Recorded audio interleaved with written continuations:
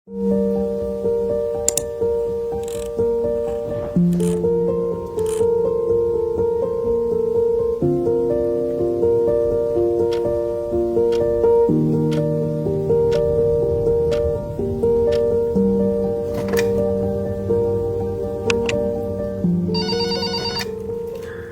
নাদিম সাহেব। জি স্যার। হ্যাঁ আপনারা একটু আমার রুমে আসুন তো, আপনাদের সঙ্গে জরুরি একটা বিষয়ে আলোচনা করবার আছে। ওকে স্যার, সবাইকে নিয়ে আসি। হ্যাঁ আসুন। টিটু ভাই, রকি ভাই, স্যার একটা মিটিংয়ের জন্য তার রুমে আমাদেরকে ডেকেছে, তো চলেন একটু স্যারের কাছে যাই। স্যার আসবো? আচ্ছা শুনুন, আমি অফিসের অত্যন্ত গুরুত্বপূর্ণ একটা কাজের জন্য আগামী 3 মাস দেশের বাইরে থাকব। সুতরাং এই সময়ের দায়িত্ব আপনাদের 3 জনকে বুঝিয়ে দেওয়া হবে এবং আমি বিশ্বাস করি আপনারা সুন্দরভাবে কাজগুলো করবেন। জি স্যার, বলুন কি করতে হবে? হ্যাঁ আমি বুঝিয়ে দিচ্ছি।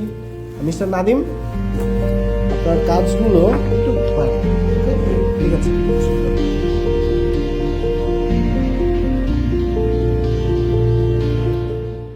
মিস্টার রকি, আপনি আসুন তাহলে।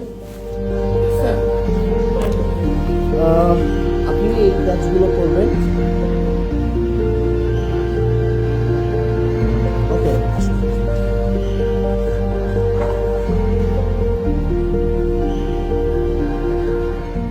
সুতরাং এই 3 মাস আপনারা দায়িত্ব নিয়ে আপনাদের প্রতিভার যথাযথ ব্যবহার করুন এবং মনোযোগ দিয়ে কাজ করুন।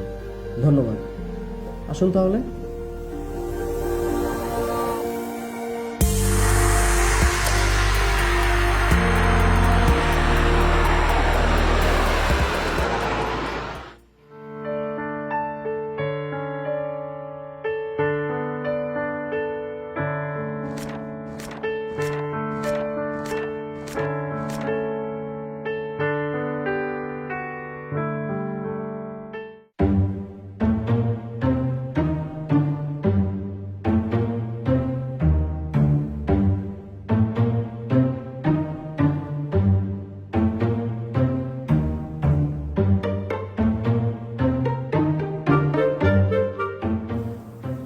কি ভাই, কাজ করছেন না যে? ধুর ভাই, এই কাজ করতে কি সময় লাগে? এই কাজ একদিনেই করা যায়। কিন্তু আমাদের সময়ের কাজ তো সময় মতো করা উচিত, তাহলেই আমরা আমাদের প্রতিভার যথাযথ ব্যবহার করতে পারি। এখন কি স্যার দেখতেছে কিন্তু আমি প্রতিবার বিকাশ করব, একদিনেই করে দেবো স্যার আসুক তখন দেখবো। আপনার কাজ আপনি করেন।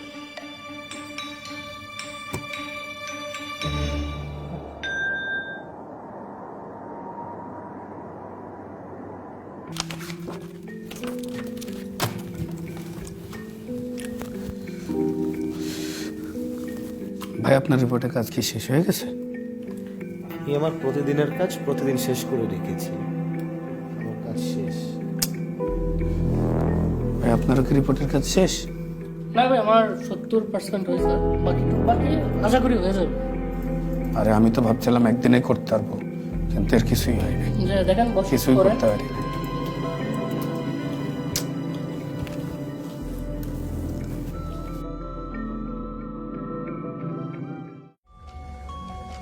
হায় হায়, আমি তো এখনো কোনো কাজই করি নাই, রিপোর্টও তো তৈরি করি নাই। কি যে করি, স্যারকেই বা কি বলবো আমি?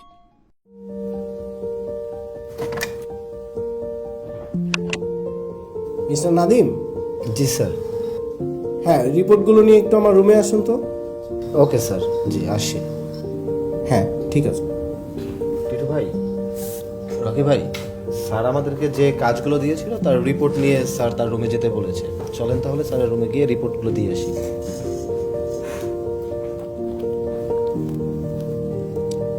স্যার আসবো? হ্যাঁ আসুন। স্যার আসবো? হ্যাঁ হ্যাঁ আসুন। ওকে, আমি যেহেতু বেশ অনেকদিন দেশের বাইরে ছিলাম, আপনাদেরকে প্রত্যেককে যে কাজগুলো দিয়ে গিয়েছিলাম সেগুলো আশা করি শেষ হয়েছে আপনাদের, তাই না? মিস্টার নাদিম, কি অবস্থা আপনার কাজের?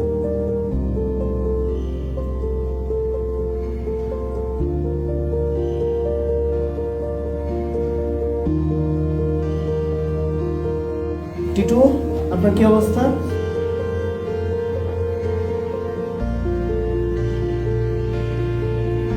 Very good. আপনিও বেশ ভালো দায়িত্ব নিয়ে করার চেষ্টা করেছেন। গুড, খুশি। ওকে, ধন্যবাদ। বসুন। কি অবস্থা মিস্টার রকি, আপনার কাজের শেষ হয়েছে? না স্যার, আসলে শেষ করতে পারিনি। ওই যে ইলেকট্রিসিটির সমস্যা, নেটওয়ার্কের সমস্যা ছিল, তারপর যে ল্যাপটপটাও হ্যাং করছে, প্রায় অনেক সমস্যার মধ্যে দিয়ে গেছি। তার কারণে কাজটা কমপ্লিট করতে পারিনি স্যার। এটা কোনো কথা? 3 মাস সময়ের মধ্যে আপনি একটা কাজ শেষ করতে পারেননি? নেটওয়ার্কের সমস্যা, এই সমস্যা, এইভাবে হবে না। আপনাকে দিয়ে আর এই কাজ হবে না। আপনাকে আর আমরা এই অফিসে রাখবো না। ও মিস্টার নাদিম, আমি আপনার কাজে অত্যন্ত খুশি।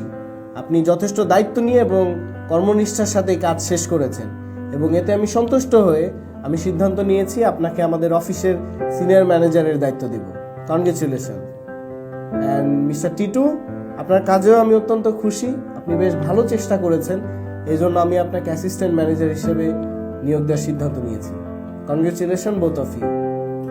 আর মিস্টার নাদিম, আমি ওনার অবিশ্বস্ততার জন্য ওনাকে আর এই অফিসে রাখতে চাই না।